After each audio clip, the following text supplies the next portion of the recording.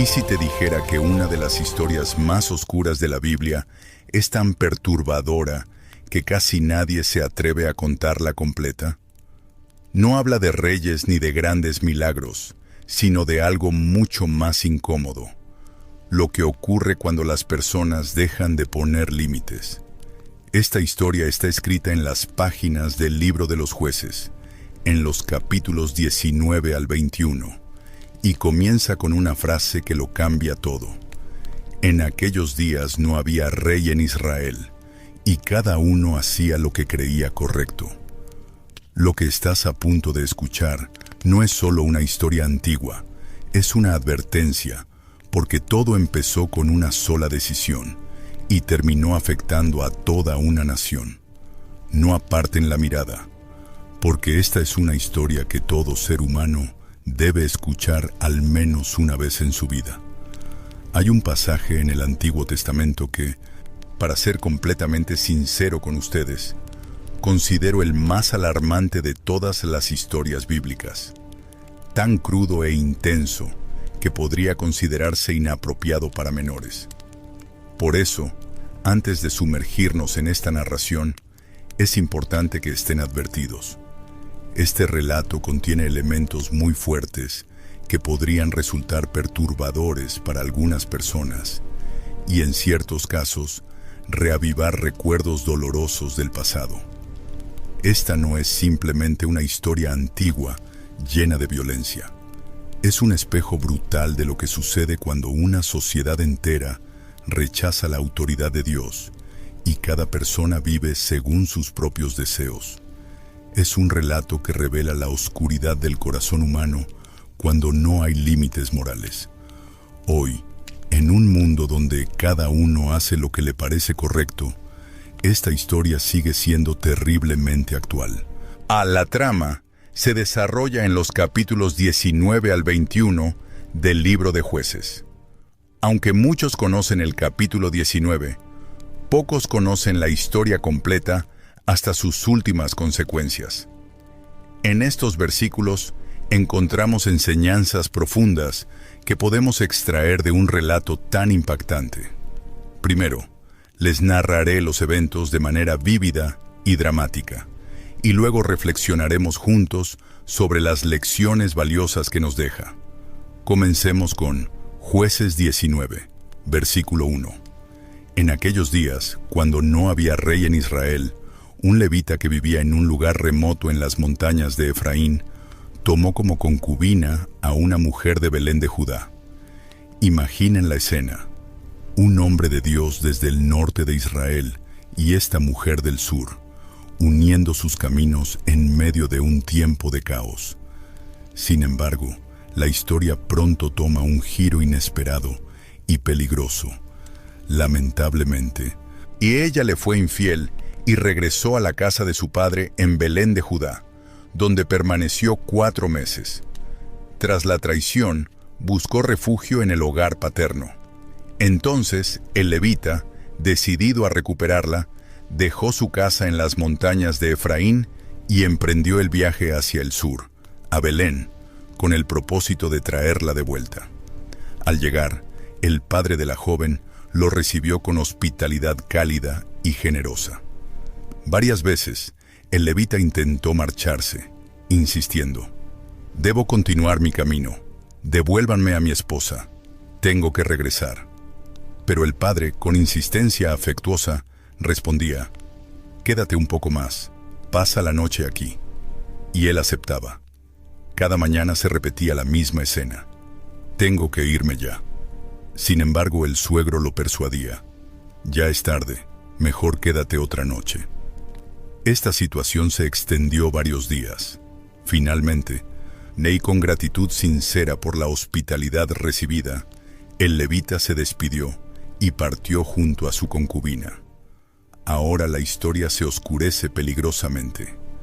Viajando desde Belén en el sur hacia las montañas de Efraín en el norte, la noche los sorprende en el camino. Cerca de Jebús, el sirviente propone: «Detengámonos en esta ciudad de los jebuseos para pasar la noche». Pero el levita se niega con firmeza: «No, Sigamos adelante. No quiero detenerme en una ciudad extranjera donde no hay hermanos israelitas. Vayamos a Gibeá, decide. Buscaba seguridad entre su propio pueblo. Continuaron el viaje mientras el crepúsculo caía y terminaron llegando a Gibeá, en territorio de Benjamín. La tensión en el aire era palpable. Al llegar a Gibeá, una situación inquietante los espera. Nadie les ofrece refugio. De algo extraño en la cultura de hospitalidad israelita. Ya entrada la noche, un anciano se acerca en la plaza y les pregunta: ¿por qué permanecen en la calle? ¿Nadie les ha dado alojamiento? Al saber que estaban desamparados, inmediatamente les ofrece: vengan a mi casa y pasen allí la noche. El levita, aliviado, explica que tienen provisiones para ellos y sus animales. Solo necesitan un techo.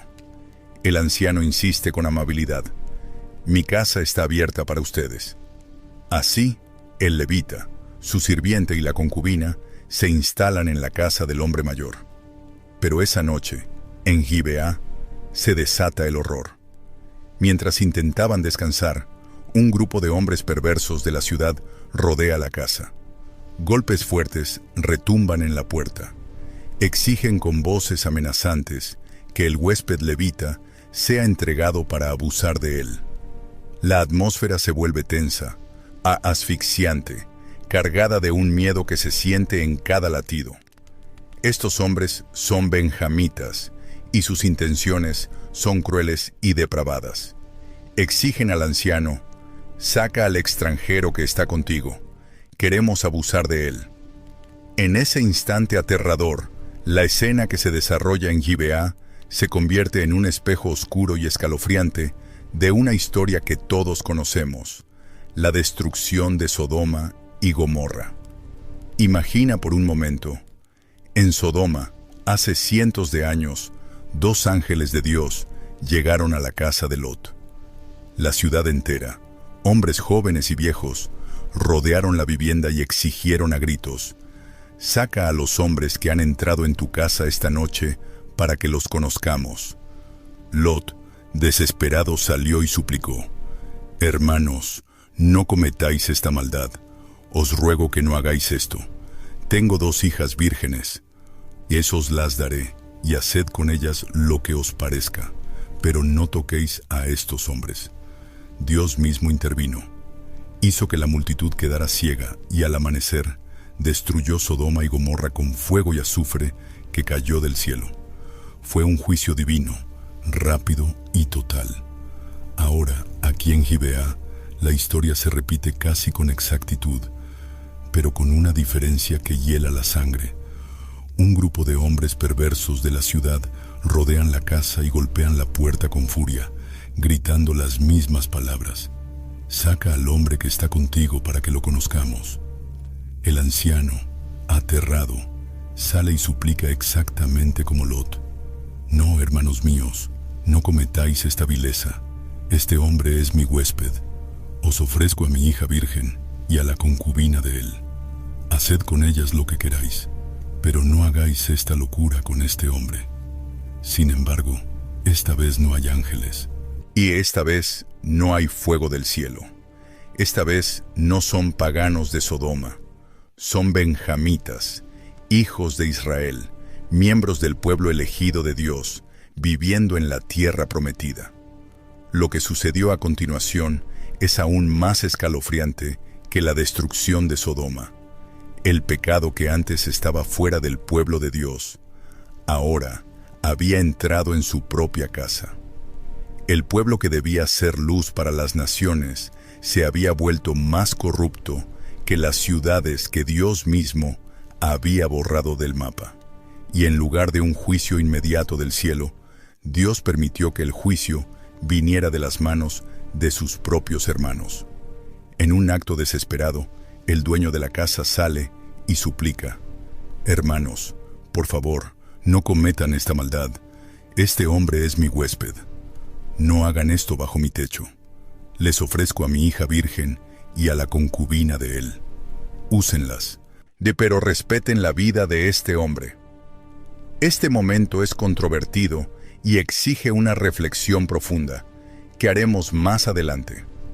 Sin embargo, lo que ocurrió después supera toda imaginación. Ignorando los ruegos, el levita mismo entregó a su concubina a la turba. Lo que hicieron con ella durante toda aquella noche fue de una brutalidad indescriptible. Solo cesaron al amanecer. Imaginen el horror. Una mujer inocente sufriendo atrocidades sin fin en la oscuridad, hora tras hora, hasta que la luz del alba los detiene. Exhaustos, la dejan ir. Su estado era devastador. Al intentar regresar a la casa, sucumbe al dolor y al agotamiento justo en la entrada. Al amanecer, el levita abre la puerta para continuar el viaje y la encuentra allí, postrada en el umbral, con las manos extendidas hacia la puerta. Le ordena fríamente: «Levántate, debemos irnos». Pero no hubo respuesta. La violencia había sido tan extrema que le había quitado la vida. Con el corazón endurecido, el levita carga su cuerpo sin vida sobre el asno y emprende el regreso a casa. Lo que hace a continuación es sombrío y macabro. Una vez en su hogar, toma un cuchillo y divide el cuerpo de la concubina en 12 partes, una por cada tribu, y las envía por todo el territorio de Israel. Un acto aterrador y sin precedentes. Quienes recibieron aquellos restos quedaron horrorizados. Nunca se había visto algo tan espantoso desde que los israelitas salieron de Egipto.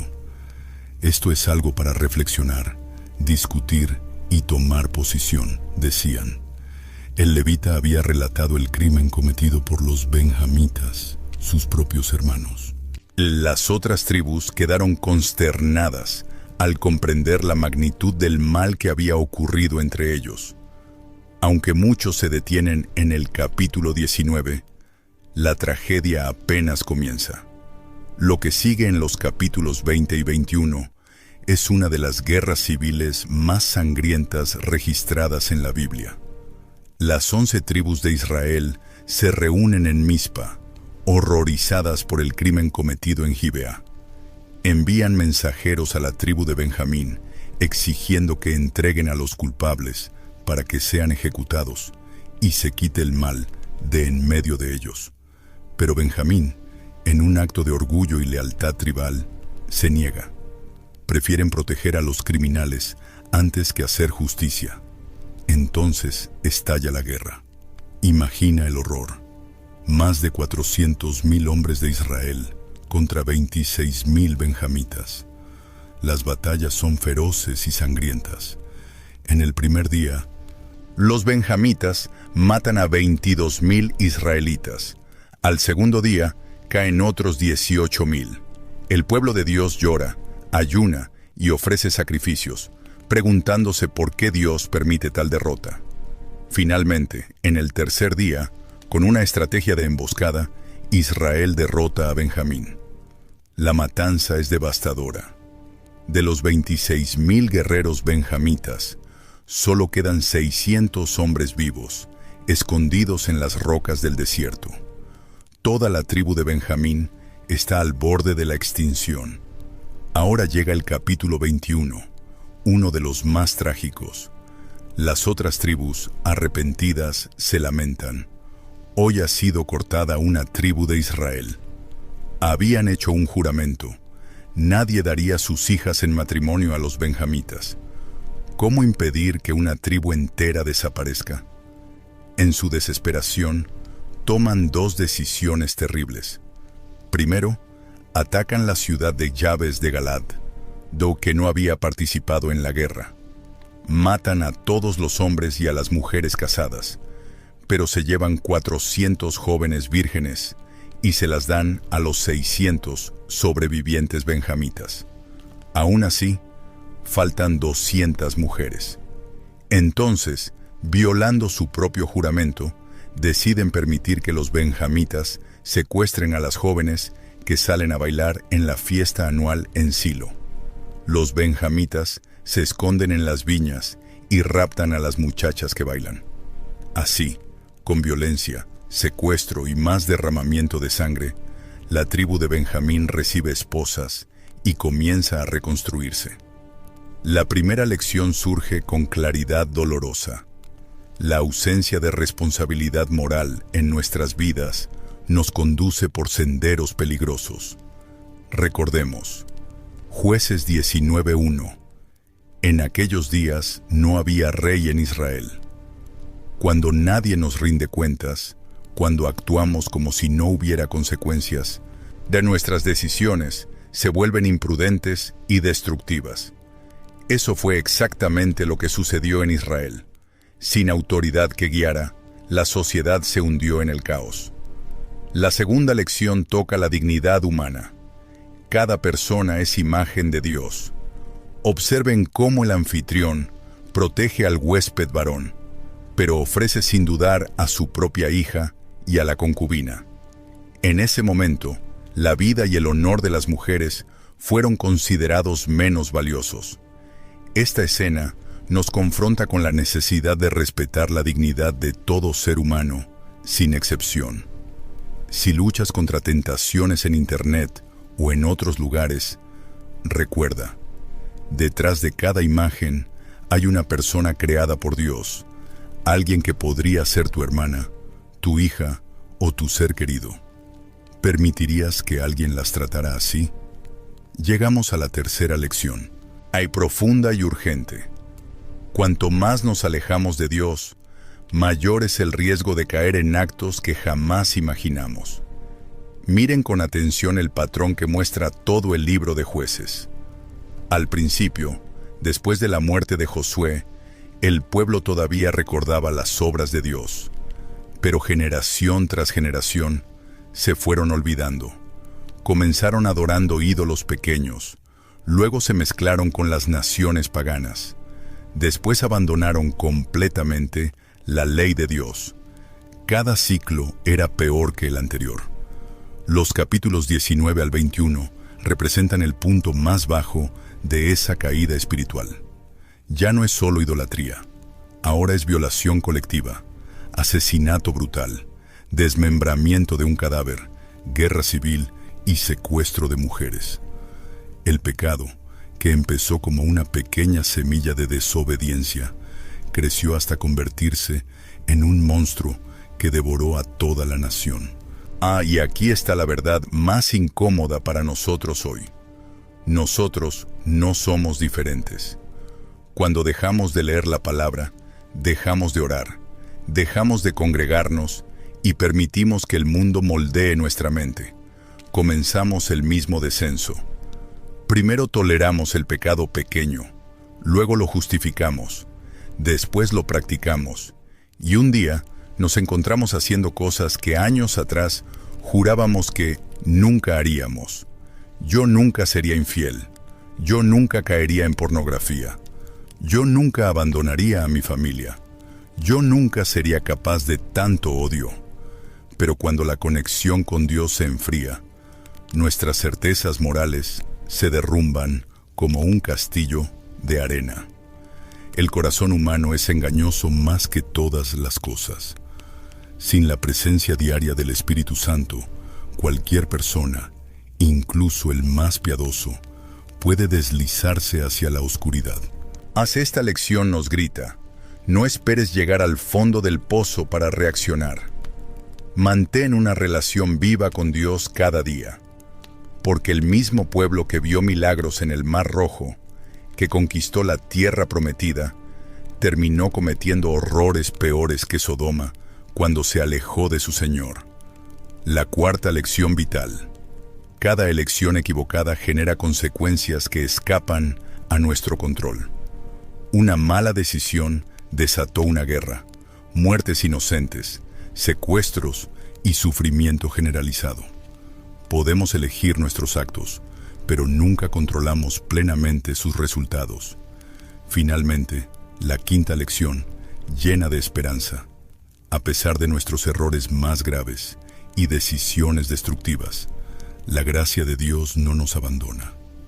Incluso en medio de tanto dolor y caos, Él ofrece una oportunidad de reconstrucción. Estas 5 lecciones no son solo para el antiguo Israel, son para nosotros hoy.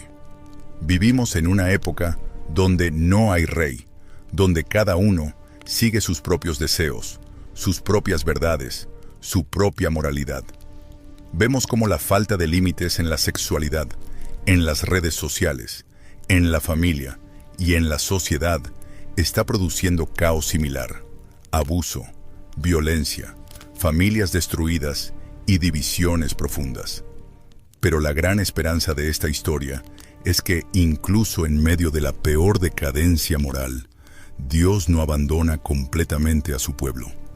Él sigue ofreciendo camino de arrepentimiento y restauración. ¿Quién reina realmente en tu vida? ¿Tus deseos? ¿La cultura moderna? ¿O Jesucristo, el Rey eterno que trae orden, justicia, santidad y verdadera libertad? Y ahora quiero leerte a ti, porque esta historia no termina aquí. Después de escuchar esta historia, ¿qué fue lo que más te impactó? ¿La traición, la violencia o el hecho de que todo ocurrió dentro del propio pueblo de Israel? Incluso puedes escribir solo una palabra: traición, violencia o Israel. Escríbelo en los comentarios, porque a veces una sola reflexión puede cambiarlo todo, incluso hoy. Gracias por acompañarme hasta el final de este video. Que Dios ilumine tu camino, fortalezca tu corazón y te guíe en cada decisión que tomes. Y si este mensaje habló a tu vida, nos vemos en el próximo video.